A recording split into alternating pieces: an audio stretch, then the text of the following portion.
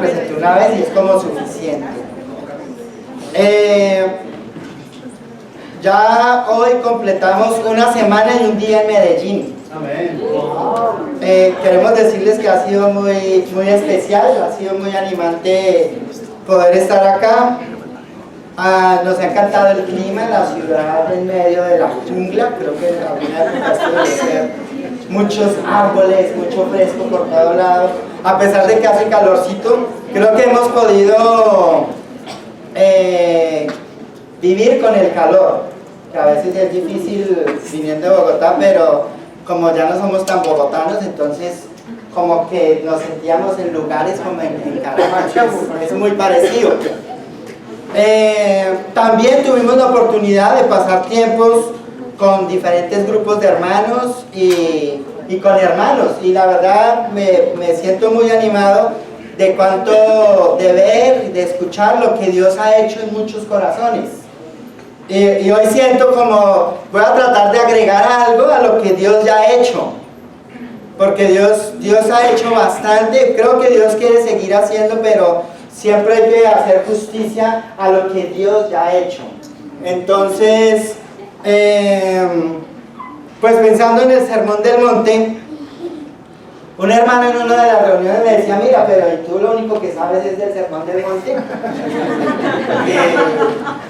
Y yo le dije: pues sí. Pero ya les voy a explicar un poco cómo ha sido ese camino. Y la verdad, a veces me he sentido inseguro, porque pareciera que sí es lo único que sé. Es verdad, pero confío en que después de que pueda compartir en esta mañana, podamos entender un poco más lo que quiero decir, que aunque parece que es lo único, no es tan único. También alguien me preguntó, bueno, y el Sermón del Monte, tú dijiste que estaba en toda la Biblia, ¿cómo es eso? Sí, hubo muchas preguntas interesantes que me ayudaron pues a pensar y a hacerme preguntas a mí mismo. Y una pregunta que me hice fue: bueno, ¿y por qué me apasiona tanto el Sermón del Monte? Y la respuesta que yo mismo me di fue porque en algún momento entendí que era una manera sencilla de empezar en el Evangelio. ¿Sí? Que es sencilla, pero a la vez es muy profunda, y si lo entendemos, pues creo que nos va a conectar con el resto de la Biblia. Le puse un título al sermón hoy, se llama El camino del mensaje en un corazón postrado. El camino del mensaje en un corazón postrado. ¿Y por qué pensé en ese título? Porque me di cuenta en algún momento que Jesús tenía una estrategia para que los hermanos aprendieran el mensaje. Y hay como desde mi caminar, no significa que sea de todos, les voy a compartir desde mi caminar. No va a ser una imposición, solamente creo que va a ayudar a ver cosas desde otro ángulo. En Mateo 13, acompáñenme por favor, Mateo 13, en el versículo 23. Y voy a conectar con lo que estaba compartiendo Rafael de la papa.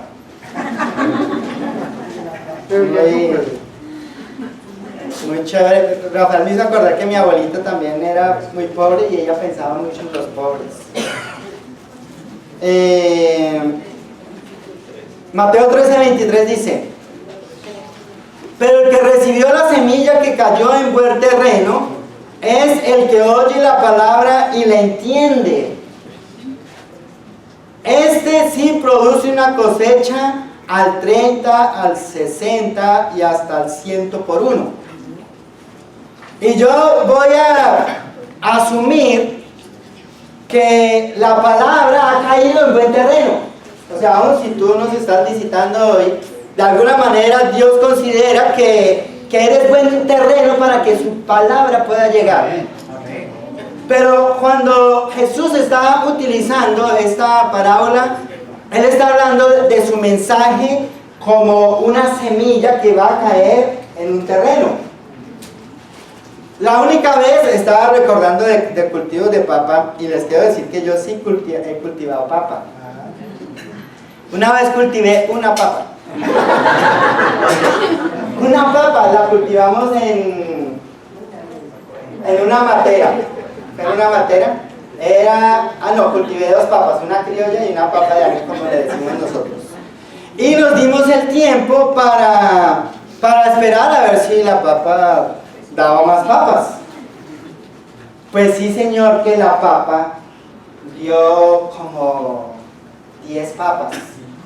Y yo nunca había visto eso, pero si observamos las papas, ellas tienen unos ojitos. Y esos ojitos, cada ojito es una conexión con otra papa. Y eso a su vez se conecta con otra papa. Entonces, si una papa llega a tener 5 ojitos, eso significa que de ahí van a salir 5 papas más. Y luego las otras papas van a hacer más conexiones y va a dar papa. Y así es como se genera la cosecha. Entonces, pensaba, es la única vez que he cosechado algo que dio fruto. Pero me ayuda a entender un poco más la parábola. Y cuando Jesús está hablando, yo empiezo a entender. Jesús, cuando empezó a instruir a sus discípulos, y hablaba la semana pasada de eso, empezó a entrenarlos, a enseñarles la palabra que Dios le había dado a él para que les enseñara a ellos. Él estaba instruyendo con la esperanza, casi no con la esperanza, sino con la certeza de que eso que él les estaba enseñando eventualmente daría fruto. ¿Sí? Y los discípulos tenían el corazón correcto. Ellos eran ese terreno perfecto para que la palabra, la enseñanza de Jesús diera fruto. Ellos eran el corazón, ellos eran el terreno. ¿Sí? Entonces, yo esta semana escuchando a todo, impresionante, este terreno es como en el campo cuando se encuentra el terreno negro, así muy negro, que cualquier cosa que siembren da fruto. Y escuchando a mis hermanos, yo veía eso, de qué corazones tan grandes Dios les ha dado para aprender de la palabra de Dios. Entonces, veo que Jesús ve en ellos el terreno perfecto para dar fruto. Y Él les dice, síganme. Sí, recordamos ahí en Mateo 4, que llamó a Pedro, a su hermano, a Juan y a su hermano, y a otros les dice, síganme, y luego empieza a instruirlos. Y en mi proceso de caminar con las escrituras, digamos que llegué a la conclusión de que hay varias etapas. Compartí un poquito de eso la semana pasada. Hay una primera etapa que lo veo también acá, veo a Jesús. Hay una etapa donde Él da la instrucción intelectual, el conocimiento. Y en esa primera etapa es importante para Jesús que los discípulos aprendan los conceptos, lo que Él quiere decir. De tal manera que cuando van avanzando, pues esos conceptos se vayan desarrollando, vayan creciendo. Y por dar un ejemplo, entonces Jesús llega y les dice, bienaventurados los pobres en espíritu, porque el reino de los cielos les pertenece. Y hablamos la semana pasada que ahí hay 3 conceptos. El primero es el de bienaventurados, que lo hablamos así muy rápido y lo reforzamos un poco en la reunión de familia. Pero el concepto de la persona que tiene el favor de Dios está en toda la Biblia. En toda la Biblia. Y pensaba yo, nuevamente tengo que evocar las historias que he escuchado. Acá he escuchado muchos, pero yo veía historias con unos trasfondos muy duros, o sea, de mucho dolor, de mucho sufrimiento, de momentos de desesperanza, donde aún alejados de Dios, donde uno dice, si Dios no hubiera estado ahí, el final es otro. ¿Sí? Entonces, ese concepto de tener el favor de Dios, me doy cuenta en la Biblia y en mi vida y escuchando las vidas de muchos, que no inicia cuando nosotros nos hacemos cristianos. Ahí más bien como que se va perfeccionando, pero de alguna manera como que Dios va cuidando nuestras vidas hasta el momento en el que lo conocemos. Nos protege, Nos protege de morir violentamente, de morir de enfermedades. Nos protege de muchas cosas y nosotros no somos conscientes, pero Dios está ahí guardándonos para el momento en el que va a llegar alguien y nos va a decir, mira, tú necesitas creer en Jesucristo. Pero no somos conscientes, no nos damos cuenta de que Dios como que nos ha tenido apartados por mucho tiempo y nos ha protegido de muchas cosas. Y cada uno de nosotros puede tener su historia donde dice en este momento definitivamente Dios estuvo ahí. Entonces en ese proceso de ir conociendo el concepto, de alguna manera como que Dios quiere que también vayamos interiorizándolo. Pero ¿cómo lo interiorizamos? Aprendiendo a conectarlo con otras escrituras en otros lados y cuando tenemos el concepto lo empezamos a ver en toda la Biblia desde el principio. Los primeros hombres que caminaron con Dios, que tenían el favor de Dios. ¿Sí? Estos hombres en el Antiguo Testamento que son nuestros antepasados espirituales. Entonces vemos el favor de Dios en ellos. Y la mayoría de veces nuestra fe proviene de lo que vemos que Dios hizo en las vidas de ellos. Y vemos el listado ahí en Hebreos 11. Pero de un tiempo para acá yo, escuchando las vidas de mis hermanos, me doy cuenta, es como si estuviéramos escribiendo de nuevo la Biblia. O sea, como que cada uno es un nuevo comienzo para Dios, cada persona. Porque Dios lo toma de un lugar con la determinación de llevarlo a otro y en el proceso lo va transformando, lo va haciendo más como Cristo. Y eso nos sucede a todos nosotros. Entonces, entre más escucho lo que Dios ha hecho en las vidas de muchos, eso alimenta mi fe. O sea, ya no solamente mi fe es alimentada desde lo que veo en las Escrituras, sino también de lo que escucho de las vidas de mis hermanos y mis hermanas. Y eso es fascinante, como decía Claudia, como que me asombra. Pero lo que me asombra ahora es que Dios como que abre mis ojos y me dice, mira, ahí también hay fe en la vida de este lado. Aquí yo también estuve. Entonces el concepto se va expandiendo y se va desarrollando dentro de mí, cada vez agarro más convicción. O sea, si yo veo, Dios estuvo con este hermano en ese tiempo, lo más seguro es que está conmigo también ahora. O sea, es ¿cómo voy a dudar de que Dios esté ahora, que tal vez la cosa no es tan difícil? En mi mente puedo pensar, es muy difícil. Pero si estuvo con esta persona en situaciones más difíciles, ¿cómo no va a estar ahora? Si es el mismo Dios. ¿Sí? Y eso refuerza la idea de que el favor de Dios está conmigo. Pero luego también Jesús dice, pobre en espíritu. Entonces entendíamos el concepto, ¿cuál es? El de verse postrado delante de Dios. ¿Sí? De verse total y absolutamente dependiente de Dios. Y lo vemos en la Biblia y el ejemplo perfecto es Cristo. Pero también cuando miramos los evangelios y miramos el libro de los Hechos y las cartas y todo esto, nos damos cuenta de que nuestros hermanos en el primer siglo vivieron así, totalmente dependientes de Dios. Y cuando miramos la historia, aprendemos de que muchos de ellos fueron devorados por los leones, fueron asesinados, fueron crucificados. Y podemos imaginar cómo sería la conexión con Dios tan profunda de ellos, que no renegaron de su fe y prefirieron ser devorados por un león antes que negar a Cristo. Pero también en nuestro tiempo el mal ataca de muchas maneras. Entonces, una enfermedad. Yo he visto personas que pierden la fe a causa de una enfermedad. ¿Cómo es posible que Dios permita una enfermedad? Pierden la fe. Pero cuando esa enfermedad sucede dentro del contexto del terreno que es fértil, en lugar de que la fe disminuya, se potencia. O sea, esa fe es aumentada. crece.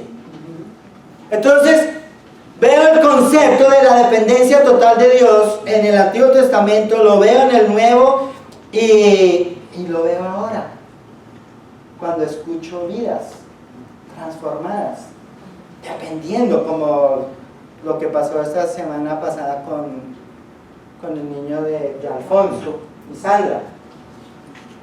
¿Quién puede controlar algo cuando hay enfermedades que no se sabe qué son? O sea, tenemos que soltar el control en Dios, o sea, no podemos hacer nada. Dios nos está enseñando a todos por medio de ellos el concepto de depender, pero nosotros no estamos acostumbrados a pensar de esa manera. Entonces pensamos, bueno, pues el niño se enfermó, oremos. Y a veces Dios quiere comunicar algo. ¿Y por qué digo que quiere comunicar algo? Porque en el primer siglo esos conceptos tenían vida en este mundo. O sea, las personas postradas andaban por toda parte. En todas partes los discípulos estaban viendo leprosos, estaban viendo epilépticos, estaban viendo personas con dolores, estaban viendo enfermos mentales, que les dice ahí endemoniados. Gente muy necesitada físicamente. O sea, los discípulos estaban recordando todo el tiempo, así es como yo me debo ver. Entonces, si ellos iban siguiendo a Jesús, yo imagino cuándo se les iba a olvidar a ellos que debían en el reino de los cielos verse postrados. Es imposible. No es posible que se les olvide, porque es como si todo ese sufrimiento a la vez Jesús lo utilizara para que en ellos se desarrollara su enseñanza. Ahí estamos como aprendiendo a pensar, o sea, Dios está tratando de comunicar su palabra por todas partes. Y estamos hablando como de las tres cosas al tiempo, o sea, de el conocimiento intelectual, de la interiorización, de enseñar a otros.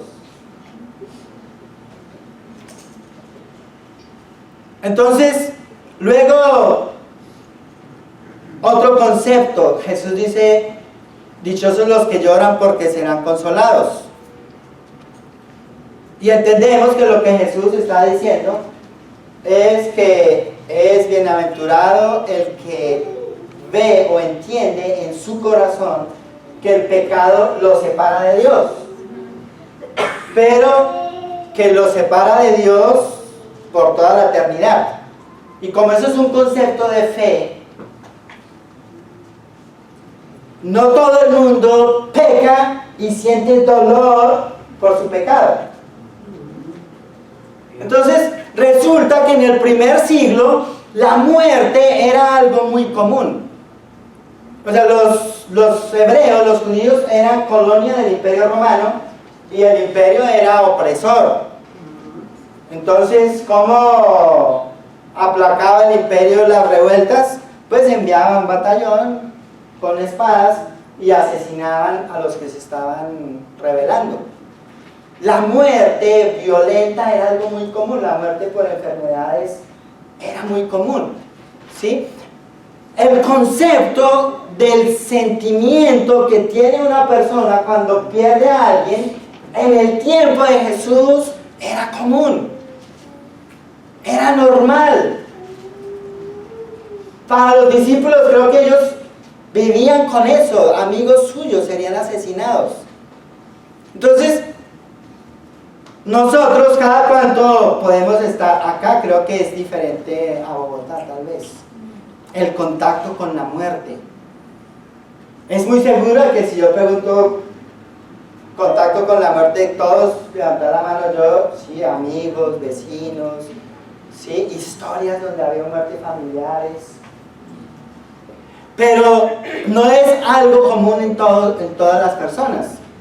Jesús está hablando del sufrimiento que trae al corazón la muerte de una persona y trata de conectar eso con lo que significaría vivir una eternidad alejados de Dios. ¿Cómo desarrollaba Jesús el concepto con ellos? Se lo dio y luego vamos a caminar. Y en algunas ocasiones Jesús resucitó a alguien que había fallecido. El ejemplo más relevante es el de Lázaro, ¿sí? Entonces Jesús resucita a Lázaro de la muerte.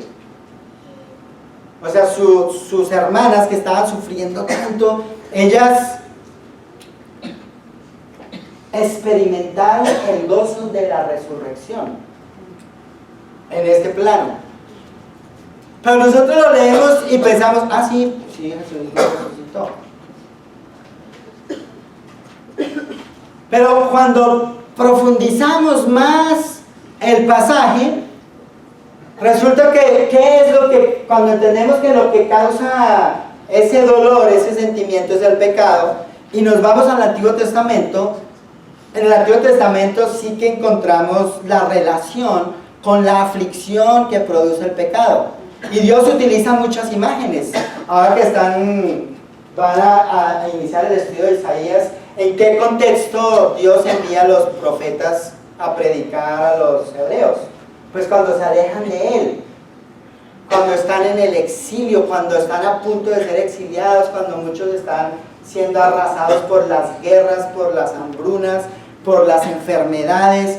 O sea, en situaciones donde el alma es afligida y Dios tiene que afligir el alma para que el pueblo regrese a Él. A ver si conectan un poco con ese sufrimiento y entienden que estar separados de mí sería más doloroso que eso. A ver si lo entienden. Y hubo tiempos en que el pueblo no lo entendió, como el tiempo de Jeremías, no entendieron y no se volvieron a Dios. Pero ahí estamos nosotros desarrollando en el Antiguo Testamento ese concepto. Podemos ir al tiempo de los judíos cuando estaban en Egipto.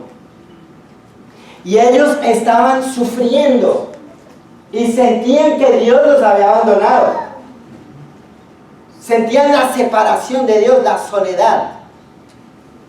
Y aparece Moisés y habla con ellos y ellos están tan incrédulos que Dios tiene que darle poder a Moisés para que haga cosas para que ellos le crean.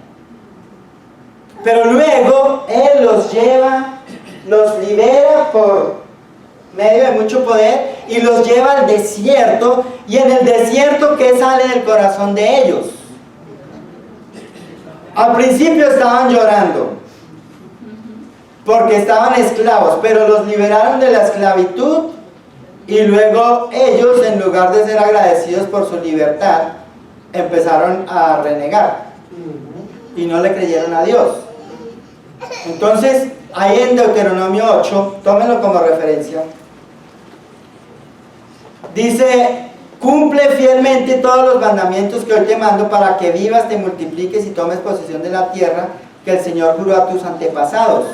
Recuerda que durante 40 años el Señor tu Dios te llevó por todo el camino del desierto y te humilló y te puso a prueba para conocer lo que había en tu corazón y ver si cumplirías o no sus mandamientos. Te humilló y te hizo pasar hambre, pero luego te alimentó con maná, comida que ni tú ni tus antepasados habían conocido, con lo que te enseñó que no solo de pan vive el hombre, sino de todo lo que sale de la boca del Señor. Entonces ahí ya están los otros conceptos: la mansedumbre y el tener hambre y sed de justicia. ¿Cómo los desarrollamos? Estudiando el Éxodo, Levítico, Deuteronomio. Ahí esto se va extendiendo. Y en la medida que se va extendiendo, como que vamos aprendiendo a pensar: ah, pero es que ahora puede pasar lo mismo. Pero es que con mi vida puede pasar lo mismo. Entonces, algo que Jesús dijo que era solo una frase, cuando pensamos en términos de la semilla, es como si estuviera echando raíces muy profundas. Muy, muy profundas, pero no se ven. Y es necesario para que esa palabra empiece a dar fruto, que apunte a dar fruto, pues que de alguna manera nosotros aprendamos a pensar, sigamos avanzando en nuestra meditación, en nuestra reflexión de las Escrituras. Se necesita mucha meditación, mucha reflexión. Un salmo habla de eso. O sea, es necesario meditar en la palabra de Dios para conectar todo esto. El miércoles, antes de empezar la reunión, Jorge estaba enseñando a unos chicos ajedrez. A mí me gusta el ajedrez, pero él es un nivel avanzado de ajedrez. Entonces estaban haciendo unos ejercicios donde se tienes que hacer jaque mate en 2 jugadas. Y la manera como se podía hacer el jaque mate en 2 jugadas, para los que usan la ajedrez ahí, era sacrificando una pieza importantísima. En mi manera de pensar, a mí no se me pasó por la cabeza, puedo hacer jaque mate si sacrifico esta pieza importante. ¿Sí? Y yo me di cuenta, hoy aprendí algo nuevo. O sea, sacrificar algo importante para poder ganar otra cosa. Pero pensaba en los paradigmas que uno puede tener en la mente. O sea, siempre necesitamos estar pensando en la forma como podemos seguir avanzando en nuestra fe. O sea, a veces vamos como en automático, como lo que se vaya dando. Pero no era como Jesús estaba pensando. Cuando los hermanos escriben los evangelios y escriben las cartas y todo eso, estos hombres tomaron tiempo para pensar. Y el apóstol Pablo le escribía y mencionaba el Antiguo Testamento. ¿Por qué lo mencionaba? Porque había aprendido a hacer esas conexiones con el Antiguo Testamento. El Nuevo Testamento incluye el Antiguo. Pero a veces lo sabemos en la teoría, pero ¿cómo así? ¿Cómo se come eso? Pues cada uno lo va a ir aprendiendo en la medida que lo va estudiando. El trabajo que hacemos nosotros es solo un trabajo de iniciación. De iniciación, o sea, nosotros no podemos entrar en la vida de cada uno y forzar a seguir caminando. Eso es como si vamos a un banquete y nos dan una entrada y el plato principal está como 5 o 6 platos después de puras entraditas cada vez más grandes. Nosotros lo que damos es la entrada, pero el banquete, lo grande, lo prepara cada uno. El otro punto, ya que a cuánto me queda, Rocha. 5 minutos. ¿Sí? El otro punto importante es la interiorización. O sea, todo esto necesitamos pedirle a Dios que nos ayude a conectarlo con nuestro corazón. Y de eso hablábamos con Orlando esta semana, de como los dones diferentes que tenemos nosotros. O sea, como que lo que Dios me ha dado a mí es caminar en esto para conectar con el corazón. El don que tiene Orlando es enseñar. Los dos nos necesitamos. Sí, o sea, los dos nos complementamos. Somos diferentes, pero somos necesarios también. Entonces, ahí en Gálatas 5:16, o sea, parte del proceso, lo primero es el conocimiento, y eso va a implicar profundización en la Biblia. Lo que les estoy diciendo tomará el resto de la vida poder desarrollarlo, pero lo que quiero es que por lo menos veamos otra forma en la que podemos seguir avanzando en nuestra fe. Luego viene la interiorización. Entonces, ¿qué es para mí interiorizar? Pues que lo que yo ya sé se haga real en mi vida. Es sencillo. Sí, o sea, que baje de aquí a aquí. Sí, o sea, que ya deje de ser teoría y haga parte de nuestro carácter, que haga parte de mi carácter. Entonces, el apóstol Pablo dice acá en Gálatas 5:16, así que les digo, vivan por el Espíritu y no seguirán los deseos de la naturaleza pecaminosa. Porque ésta desea lo que es contrario al Espíritu y el Espíritu desea lo que es contrario a ella. Los dos se oponen entre sí, de modo que ustedes no pueden hacer lo que quieren, pero si los guía el Espíritu no estarán bajo la ley. Luego dice el versículo 19. Antes de leer ahí, el apóstol Pablo le está hablando a los discípulos en las iglesias de Galacia. Le está hablando a cristianos. Nosotros hemos leído esta escritura para bautizar a las personas, pero el contexto es hermanos en la fe. Es hermanos en la fe. ¿Qué pasa cuando yo leo eso entendiendo que le está hablando a hermanos en la fe? Pues que entiendo, es que los hermanos de la fe también será fácil ver lo que sale de su corazón. Entonces él dice, las obras de la naturaleza pecaminosa se conocen bien. Dios habla ahí, como menciona, es fácil ver quienes siguen los malos deseos. ¿A quién está haciendo referencia? A los hermanos en la fe. Inmoralidad sexual, impureza y libertinaje, idolatría y brujería, odio, discordia, celos, arrebatos de ira, rivalidades, disensiones, sectarismos y envidia, borracheras y orgías y otras cosas parecidas. Les advierto ahora, como antes lo hice, que los que practican tales cosas no heredarán el reino de Dios. ¿Cómo se empieza a interiorizar el mensaje? ¿Cómo se va a empezar a hacer real lo que ya sabemos? Pues cuando conectamos con lo que sale de nuestro corazón. Lo hablamos antes. Cuando aprendemos a conectar con lo que sale de nuestra naturaleza pecaminosa. Cuando aprendemos a observarnos a nosotros mismos. Cuando somos expuestos a una situación donde se activa la inmoralidad, por ejemplo. No significa que voy a practicar la inmoralidad, pero sí me está advirtiendo de que aún hay una naturaleza inmoral dentro de mí, que si yo la obedezco, puede terminar alejándome de Dios. ¿Dónde conecta el pasaje, o sea, el mensaje con eso? Pues que Jesús, él llega y dice, ustedes han oído que se dijo, no cometan adulterio, ¿sí? Pero yo les digo que cualquiera que mira con deseo a una mujer ya cometió adulterio en su corazón. El lado religioso nuestro, que todos lo tenemos, se conforma con no pecar de acción.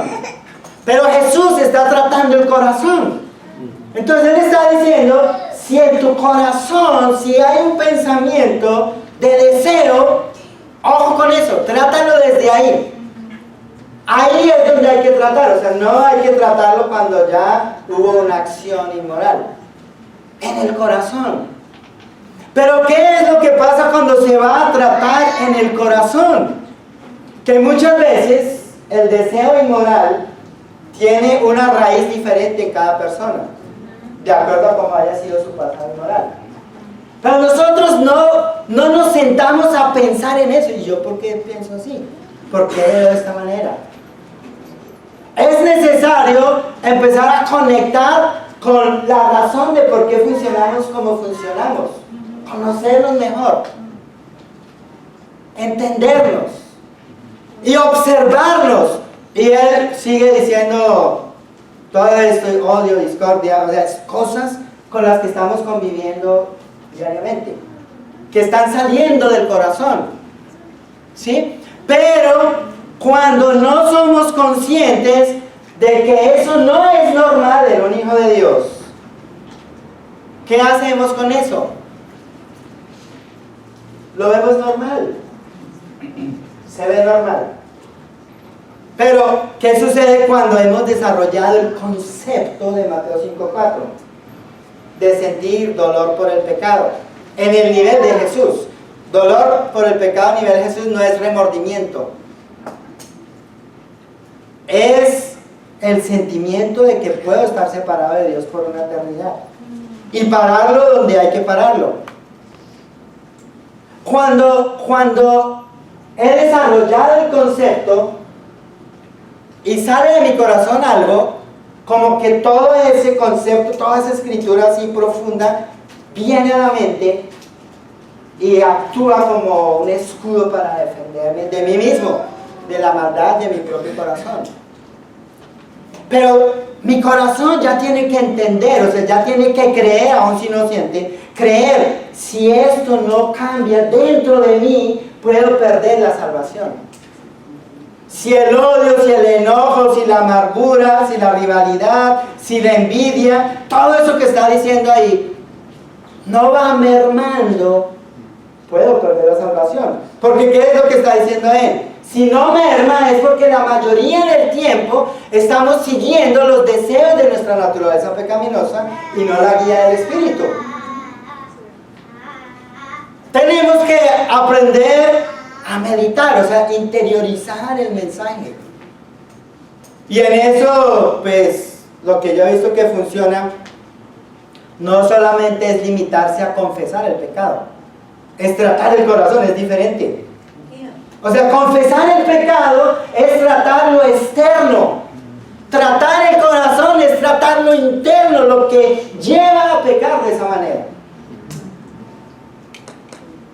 Para poder hacer eso,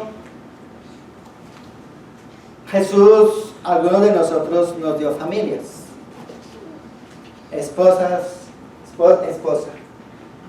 e hijos, o si no van a decir que somos polígamos. Y los casados sabemos que el lugar por excelencia para los conflictos, ¿cuál es? El matrimonio. Yo creo que las peores peleas que uno puede tener en la vida las tienes en la casa, no afuera. Pero lo increíble es que cuando hay conflictos podemos ver lo que sale de nuestro corazón así limpiecito. Jesús dice en Mateo 7 que no debemos juzgar con un corazón que está contaminado. Por eso que él dice, hipócrita, saca primero la viga que hay en tu ojo para que veas con claridad la paja en el ojo de tu hermano y vayas y lo limpies.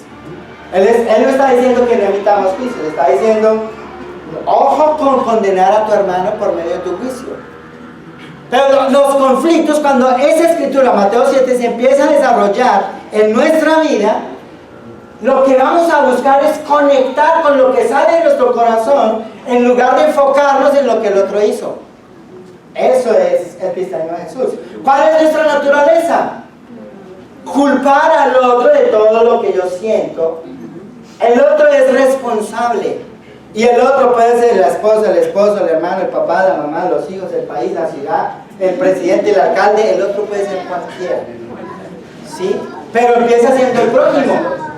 Jesús está diciendo, no es por ahí, porque si te vas por ese camino, tú no puedes conectar con lo que sale de tu corazón. Y para conectar con lo que sale del corazón, tenemos que parar, quedarnos quietos y empezar a emitir juicios dentro de la gracia, porque Jesús expone nuestro corazón es para Él limpiarlo, pero Él necesita que seamos conscientes de lo que sale para limpiarlo. No lo puede limpiar si no vemos lo que tiene que limpiar. Entonces, dentro de la gracia, podemos ir con él. Mira, Jesús, estoy haciendo cochino otra vez. No pensaba que estaba ahí, pero ese soy yo, por favor.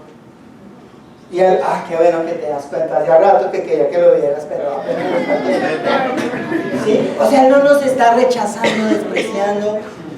Él más bien está mirando cuándo va a venir ante mí para que yo lo limpie. Por eso él dice, bienaventurados los de corazón limpio, porque ellos verán a Dios. El de corazón limpio no es el que no peca, es el que está conectado con la maldad de su corazón y cuando sale va con Jesús para que lo limpie. No es el que es perfecto, no es el fuerte espiritualmente. No tengo los dedos. No es ese.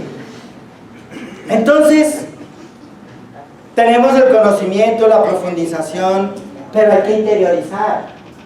Y para interiorizar hay que hablar. Eso es otra cosa que aprendimos con el paso de los años. En nuestros hogares no hablamos. La mayoría de los hogares no hablan. Y si hablan, hablan de política, del metro, o sea, todas las cosas que estén mal por fuera. Pero hablar de nuestro corazón, no hay esas dinámicas. Y esas dinámicas hay que crearlas donde no están y desarrollarlas, porque el hogar es por excelencia el lugar donde nuestro corazón puede ser tratado. O sea, el agente de sanación de un esposo que tiene problemas en su corazón es su esposa, no el discipulador. de la esposa es el esposo. Si ahí no se puede resolver, entonces vayamos por fuera. Pero cuando vamos madurando, la mayoría de situaciones se resuelven en el hogar. Ahí es donde nos capacitamos para poder ayudar a otros. ¿Sí? Entonces,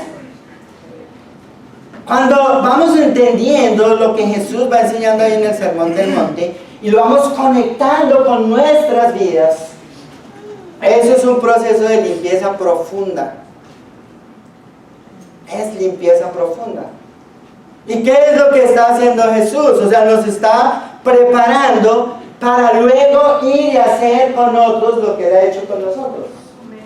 Y ahí es donde nuestras vidas se hacen mensaje puro, donde cada historia cuenta. Yo necesito seguir escuchando historias porque son tan diferentes, o sea, muestran la gracia de Dios, su poder de tantas maneras.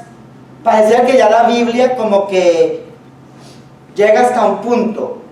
No estoy diciendo que la Biblia esté mal, pero es como que Dios nos lleva a otro nivel por medio de algo que es real.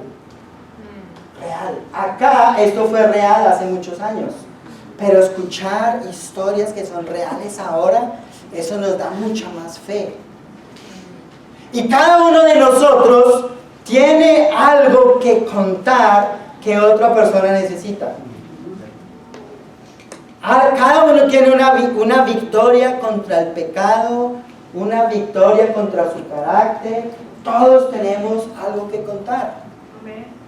Cuando empezamos a entender todo esto, creo que Dios nos va ayudando a ser conscientes de que sí somos mensaje en muchos aspectos. Nos falta mucho, pero también Dios ha hecho mucho. Y hay que honrar eso, no tener miedo. Entonces imaginemos si cada uno decidiera contar de lo que ya es real en su vida. O sea, ¿cuántas personas no lograría alcanzar? Porque ¿qué es lo que finalmente Dios va a utilizar para alcanzar a muchos? Lo que es real en nosotros. Entonces nosotros los que nos paramos a enseñar, pues sería increíble que tuviéramos que desaparecer porque cada uno se hace mensaje. Cada uno de nosotros se va haciendo mensaje que camina. Porque es real. En la medida que vamos entendiendo el mensaje en el corazón, en la medida que Dios nos va exponiendo para que nos veamos forzados a bajarlo de acá a acá, se va desarrollando una misericordia que solo puede dar Dios. Y es que si somos sensibles a lo que nos separa de Dios, empezamos a sentir también el dolor de otros que están separados. O sea, nuestro corazón ya siente dolor por el pecado de otros. Y cuando la evangelización fluye de ahí es otra cosa, es algo que no vamos a poder controlar. Y cada uno se convierte en agente de evangelización de la manera que Dios quiera utilizarlo. O sea, no vamos a evangelizar por culpa, sino más bien impulsados por una comprensión del amor de Dios muy profunda para nosotros. Vamos a estar anhelando enseñar, vamos a estar anhelando estudiar con más profundidad la Biblia. Se genera una pasión que solo Dios puede producir. O sea, no es el acto de leer, es el acto de conocer a Dios. De ver cómo ese conocimiento afecta mi vida y la transforma, me hace diferente. Entonces ya para terminar, bueno, tres cosas. Número uno, pues necesitamos el conocimiento. O sea, necesitamos saber. En nuestro lado intelectual necesitamos conocer mucho intelectualmente a Dios. Número dos, necesitamos interiorizar. O sea, dentro del conocimiento no limitarnos a lo que está en la superficie. Eso tiene raíces muy profundas. Pero luego el conocimiento tiene que ser bajado. Ese conocimiento bajado es lo que nos diferencia de la religión, porque es la palabra de Dios viva dentro de nosotros. Y número tres, necesitamos a enseñar a otros lo que Dios nos ha enseñado. Sencillo. Eso nos toma el resto de la vida, pero para mí ha sido muy animante tener un norte. Ya sé. Yo tengo que conocer a Dios para que Él afecte mi vida constantemente y luego mi vida afecte las vidas de otros. A eso Jesús le llamó ser sal y luz. Vamos a terminar con una oración. Padre Santo, te damos gracias nuevamente por tu palabra, te damos gracias por tu Espíritu Santo, gracias por darnos sabiduría, comprensión, gracias porque nos has dado un terreno fértil para aprender, y gracias por todo lo que harás, lo que sigues haciendo, lo que seguirás haciendo por medio de cada uno de nosotros.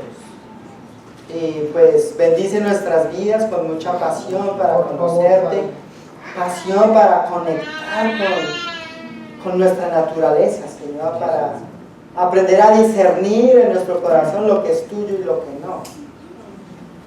Y Padre Santo, danos fe para creer que tenemos un mensaje para poder dar a otros. Te alabamos, Señor, te glorificamos y en el nombre de Jesús te oramos. Amén. Amén.